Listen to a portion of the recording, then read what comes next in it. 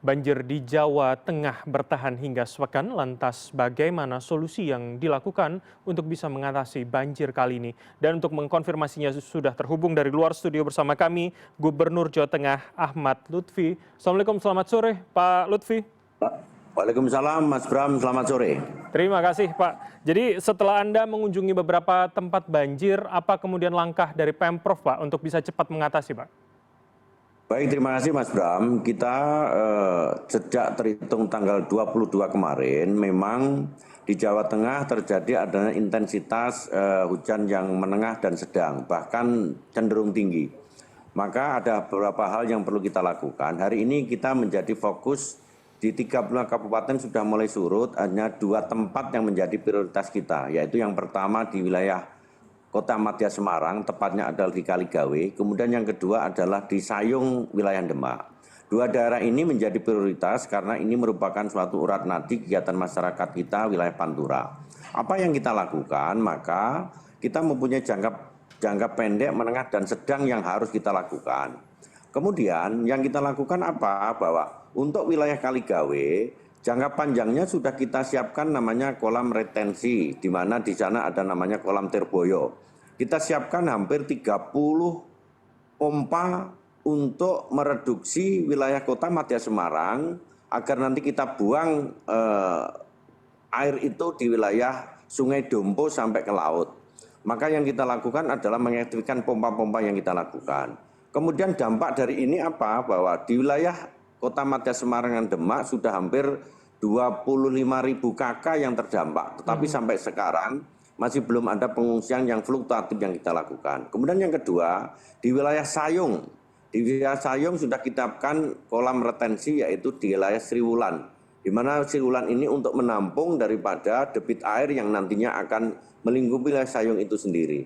Di samping kita berikan sodetan dari mulai Politron sampai ke Sungai Dompo Sayung yang secara intensif kita lakukan agar debit air itu menurun. Demikian, Pak. Oke, apakah kemudian soal cuaca ini juga akan jadi perhatian dari Pemprov, Pak? Mengingat kalau kami dapatkan informasinya, curah hujan yang cukup tinggi ini juga menjadi penyebab utama banjir kali ini, begitu Pak Gub? Kami sudah koordinasi dengan BPBD Pusat, bagaimana rekayasa yang sudah kita lakukan. Tetapi ini kayaknya tidak mampu karena curah hujan terus meninggi. Dan kita berharap dengan adanya rekayasa nanti akan mereduksi agar jumlah hujan di wilayah khususnya Jawa Tengah akan terjadi penurunan. Dan ini tidak cukup, maka yang kita lakukan adalah upaya-upaya diantaranya adalah kesiapsiagaan ketanggap segeraan di BPBD seluruh kabupaten kota. Jadi kesiapsiagaan ini satu kali 24 jam di pemerintah kabupaten kota kita siapkan agar apabila terjadi adanya fluktuatif hujan yang tidak terkendali, maka siapsiagaan dari kita sudah siap. Kemudian yang kedua, memastikan di seluruh OPD kita bahwa seluruh bantuan-bantuan ini adalah tepat sasaran agar nantinya tidak ada masyarakat kita yang terdampak yang tidak tersentuh oleh bantuan kita. Dari dinas-dinas pendidikan memastikan terkait dengan tidak ada lagi sekolah lagi yang terdampak, anak-anak tidak bisa sekolah.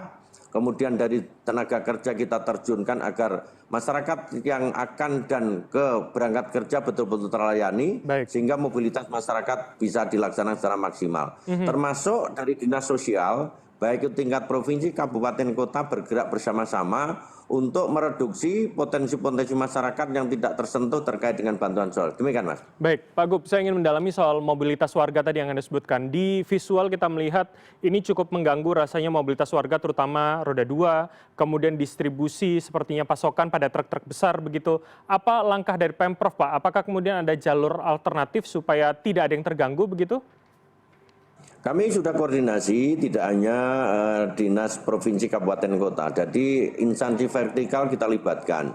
Baik itu dari Kodam, dari Polda terkait dengan rekayasa, lalu lintas, kemudian jalan-jalan tertentu yang bisa dilalui oleh masyarakat.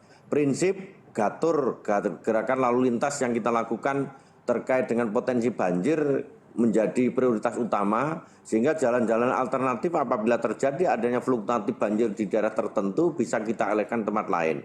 Sehingga kerja-kerja kolaboratif ini yang kita kedepankan agar bergeraknya orang dan barang pada saat terjadinya bencana ini bisa tereduksi dengan baik. Demikian, Mas. Oke, Pak Gub, izinkan saya juga mendalami soal bagaimana para warga begitu. Anda mengatakan tadi belum ada pengungsian yang secara masif. Apa yang disiapkan pemerintah provinsi, Pak, untuk kemudian adakah kemudian kantong-kantong yang disiapkan ketika ya kita tidak berharap bencana akan lebih besar lagi begitu, Pak Gub? Untuk selama ini masyarakat kita masih bersiaga di rumahnya masing-masing, mungkin masih berharap agar banjir ini surut. Memang secara fluktuatif makin lama makin surut ya, karena dari jumlah debit air setelah kita hitung, untuk kolam retensi kita ini maksimal 6, juta kubik. Artinya sanggup apabila 30.000 liter per detik dari 30 pompa kita laksanakan di Kota Penajam Semarang.